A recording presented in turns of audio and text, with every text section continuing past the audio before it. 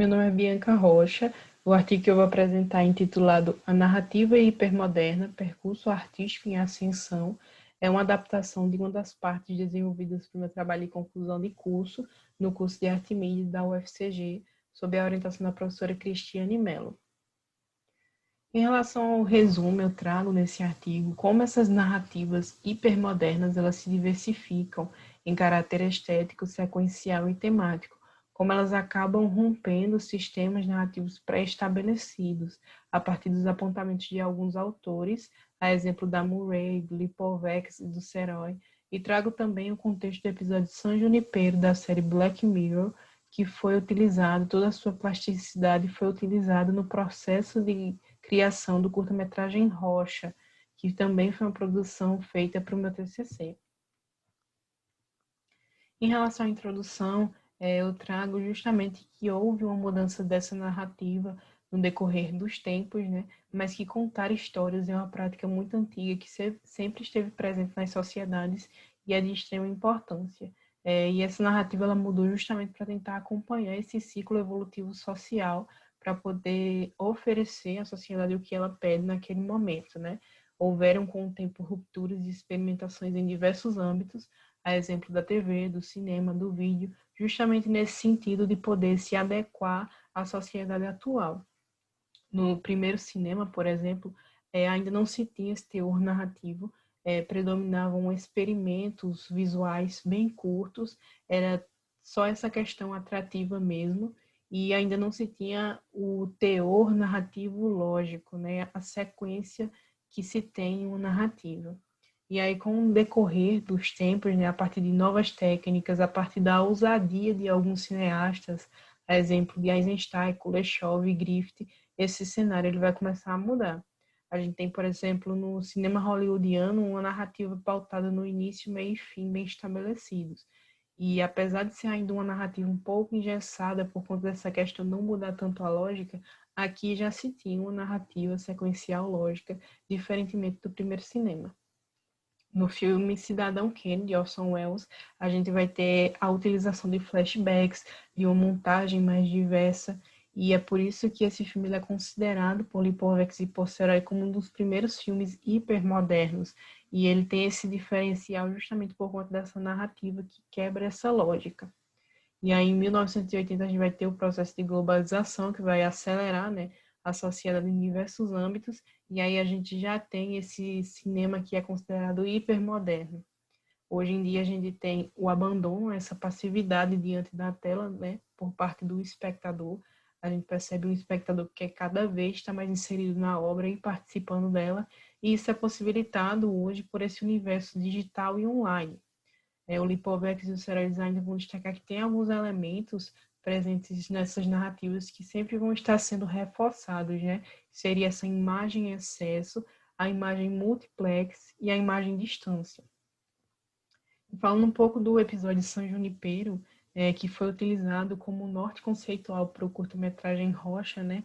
A narrativa do episódio possui essa complexidade, possui saltos temporais, a gente é apresentado ao passado das personagens principais, e aí a gente percebe que tem a relação do passado, mas também tem a relação de futuro, já que a gente acaba percebendo que San Junipero, na verdade, é uma cidade fictícia de festa, é um sistema de terapia nostálgica imersiva, onde um dispositivo é colocado em pessoas idosas ou em estado terminal, para que elas possam fazer essa viagem no tempo.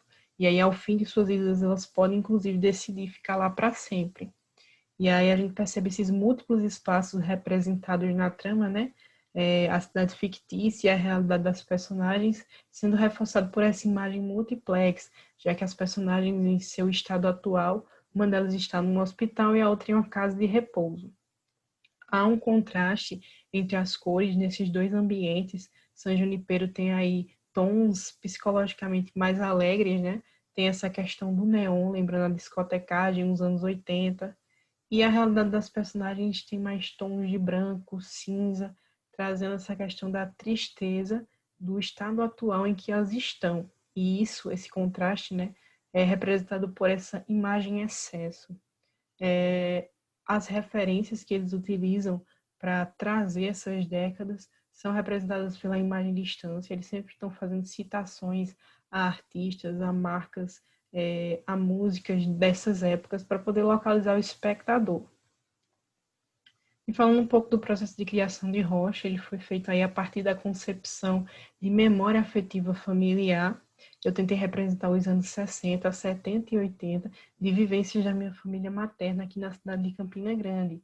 E tem essa relação do passado juntamente com o futuro, já que eu tentei me inserir na história no ano 2019, quando eu escrevi a obra, né? Então tem um processo criativo dentro da própria narrativa, ao mesmo tempo em que eu escrevo as histórias, elas acontecem imageticamente, né? E eu tentei justamente reconstruir essas memórias por meio desses relatos que me foram contados desde a infância e por meio das fotografias. Essas fotografias, elas me serviram como norte visual, né? Para que eu pudesse reproduzir esses cenários da melhor forma possível. Pudesse me atentar à questão de figurino, de objeto de cena e etc.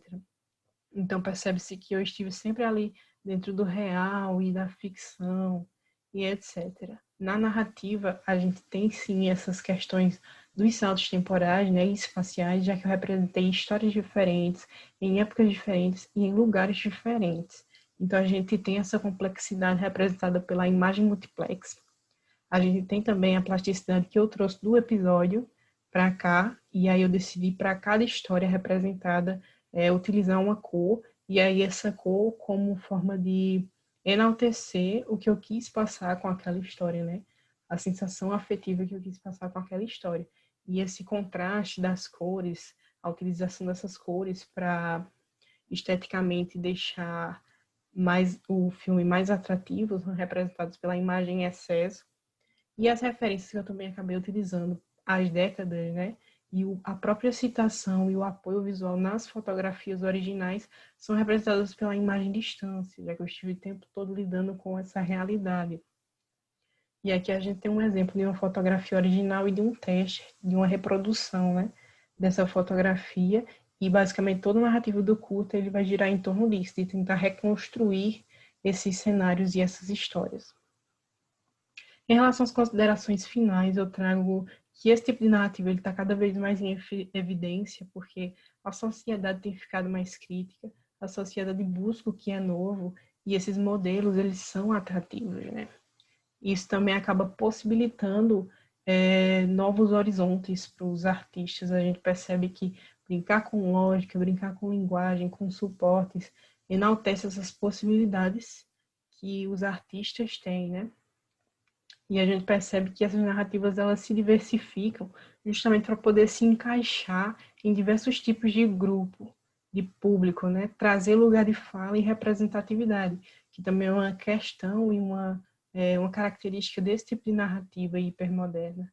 E a gente percebe que não só as obras elas se modificam, mas também o consumo, a forma de consumo delas. A gente percebe hoje um público muito mais voltado às plataformas de streaming, a gente percebe a coletividade dando lugar à individualidade.